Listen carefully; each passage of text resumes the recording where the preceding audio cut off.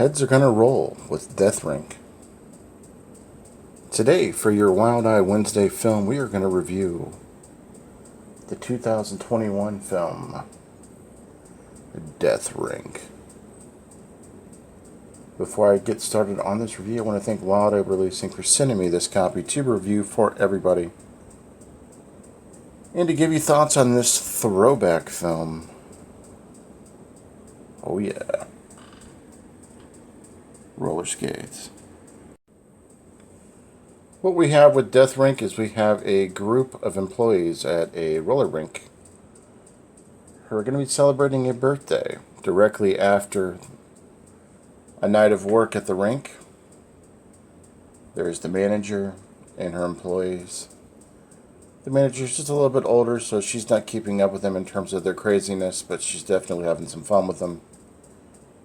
They decide to party, do what we do. They decide to use some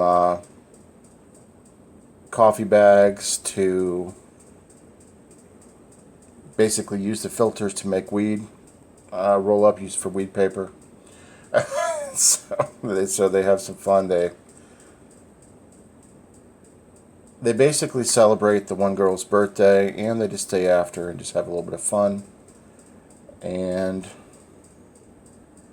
basically, the premise of the film is during that time frame, they start to get picked off one by one. Now, there's a unique backstory to the film as well in terms of the history of the killing and how it goes. But as they are there, they're starting to party and have fun. Relationships are starting to be formed between people. As you have a good mix, you have a blend of girls, guys, and a manager who, I don't believe she's with anybody at the time, but she's looking. Let's just put it that way. And this is a very, very low-budget film, but I thought the acting is great, and you can see it in the film. I mean, is it perfect? No, nothing's perfect traditionally in shot on video or just any type of independent film, which this is not a shot on video, but it was definitely well shot. And as they're there, they're celebrating and whatnot, cleaning up the rink because kids, they destroy the rink. It's a popular theme, And they start to get some prank calls, somebody's breathing heavy on the phone, they're not for sure what's happening. Other people are showing up to make transactions for drugs. Friends out in the parking lot. There are some security guards that are having to kind of go after some of the people that are trying to basically be hoodlums in the parking lot.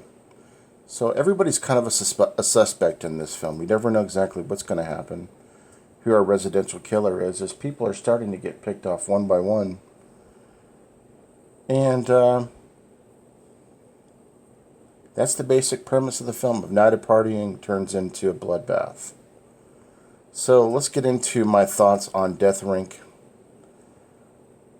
This is a slasher film, as you can tell just by the look of the cover. And our director here, Daniel DiBiase, I believe this is one of his earlier roles that he's ever directed. I know he's been in a lot of films for sure. He's been in a lot of shorts. He's in some soaps. He was even in Melrose Place, folks, back in 1999. The film is approximately 1 hour and 14 minutes long, and originally shot on location in Albuquerque, New Mexico.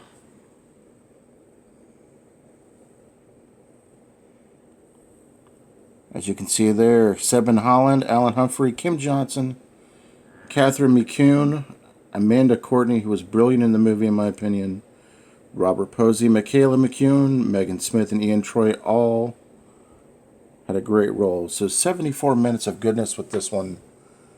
I have to say, my thoughts on this film, I did like it. I did like it. You can tell that there were some elements from a slasher film. It was kind of a throwback, in my opinion. Now, this film had been sitting on the shelf since about 2007. It finally got completed in 2019, released in, I believe it was May of 2021, through Wild Eye Releasing. Overall, a great effort. There were some unique things in the film. I know that Jason reviewed this film. He didn't particularly care for the mask. I agree to a certain extent. They probably could have done something a little bit different with the mask for the killer in the film. A little more modern, but you know, those things happen.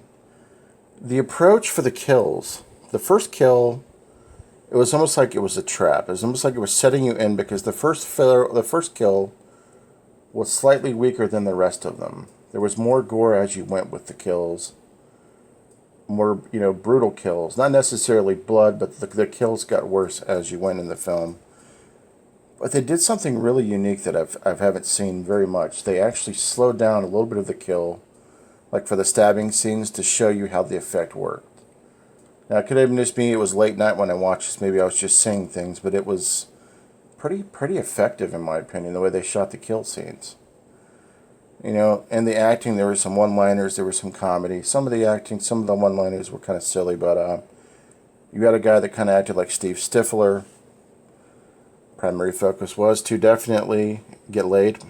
But I had a good time with this one. This is a fun movie to watch, whether Halloween or just out on a Friday night. Go check out this particular film. Like I said, I do want to thank Wild Eye Releasing for sending me this copy to review for you guys. I do like the tagline at the back of the film, Roller Boogie meets Friday the 13th. I probably wouldn't quite go there yet on it, but it was definitely entertaining. Check out Death Rink, check out Wild Eye Releasing, check on everybody that's doing these reviews, check out their catalog. You've got the right guy with Wild Eye. Don't forget to show love, give a sub to Hobbs. We are looking to get to 1,100 subs hopefully this month, folks. That would be fantastic. Hit that notification bell. Catch up with you later. Peace.